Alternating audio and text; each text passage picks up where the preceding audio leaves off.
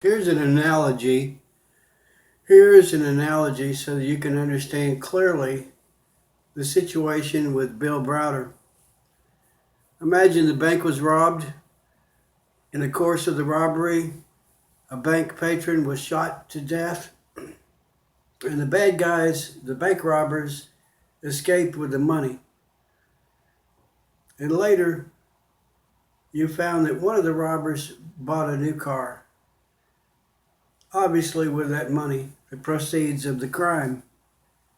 And you go to a prosecutor in another city because the prosecutor in the town where the robbery took place is known to be corrupt and unreliable. And in fact, the bank robbers are in cahoots with the mayor and police force of the town where the bank was located. And you accuse this man with a new car of buying that car with blood money.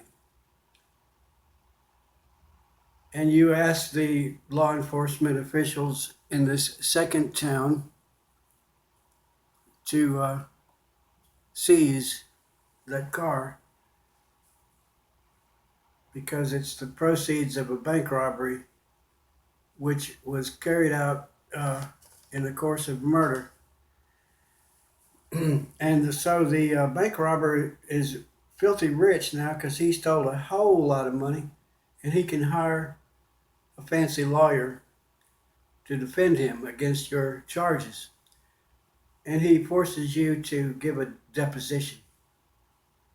Now the story is starting to sound familiar if you know the story of Bill Browder. So he is being deposed by the lawyer representing the crook in an asset forfeiture case. Browder is a witness. Browder is the one who's filed a criminal complaint asking, in this case, the U.S. Attorney in the Southern District of New York to investigate, and if they can prove their case, then the government will seize the assets of, in this case, a man named Dennis Katsev, the owner of a real estate firm, quote unquote, which is attempting to launder the money that was stolen from the Russian treasury,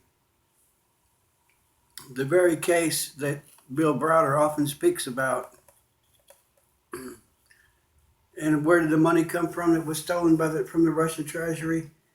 When Putin had Browder deported from Russia without cause, without any charges, without any accusation of wrongdoing, just simply had him barred from the country as a security risk, national security risk. Didn't accuse him of any crime. He had him barred.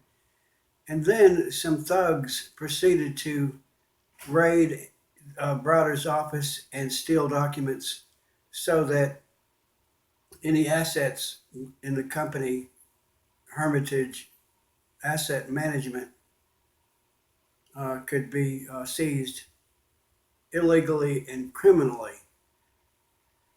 But there were no assets held by these companies because Browder had stealthily, cleverly removed all his money from Russia. But when he did so, he paid a huge tax, capital gains tax, on those billions of dollars of profits that Browder legitimately made for his investors. The most successful and the biggest investment fund in Russia at the time, $4.5 billion worth of assets. So when he took the money out, he paid the tax that was due. In this case, was $230 million. So the criminal gang in cahoots with the criminal police force in Moscow couldn't seize any assets. It was gone, but they could falsely claimed that they were entitled as the new owners of his business to that tax refund. They claimed that there were no profits, there were no profits, which is ridiculous, astonishing.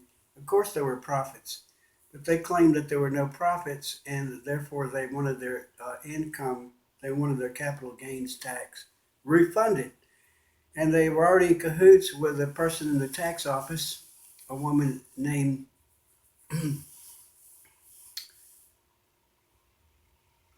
Stepanova or Stepanova, Olga Stepanova or Stepanova, who subsequently became a millionaire for her participation in this fraud. So the story, what I'm getting to, the story of Bill Browder is cut and dried, except it's kind of hard to trace where the money went because it went into shell companies that were owned by or directed by people who were simply manufactured or dredged up with falsified papers, and then it immediately went to another shell company, into another shell company, and some of it ultimately went into a Swiss bank account.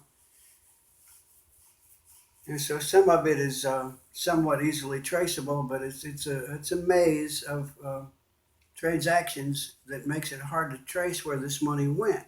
But nevertheless, the perpetrators of this tax refund fraud charged Browder's tax man, tax advisor, uh, tax expert working for a law firm, accountant slash lawyer, however you want to describe it, Sergei Magnitsky. The case is pretty cut and dried, except you have instances where Browder's word is contradicted by the corrupt Russian government, and in some cases, Browder cannot tell you with great detail exactly who did what and where the money went because the details are murky, and he's also undoubtedly trying to protect his sources who are still in Russia and are subject to terrible consequences at the hands of this criminal gang.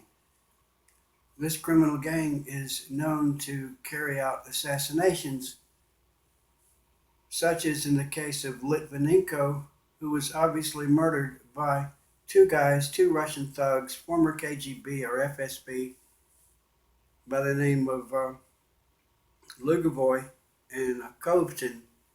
And these are the same. This is the same outfit that's associated with the mysterious death of a man named Alexander Parapolichny,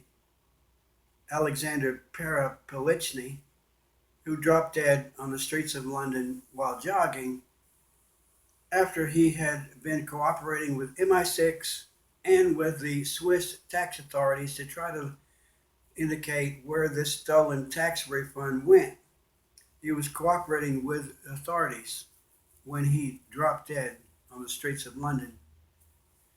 And the life insurance company uh, with whom he had a policy conducted their own investigation after the British police botched the whole investigation, claiming that it was not a mysterious murder. It was just a case of a man with a heart attack. So they found traces of a poison, a very obscure, unusual poison, known to be used by assassins.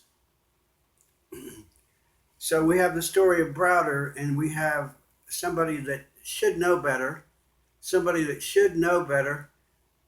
We have somebody who should know better uh, participating in a smear campaign against Browder.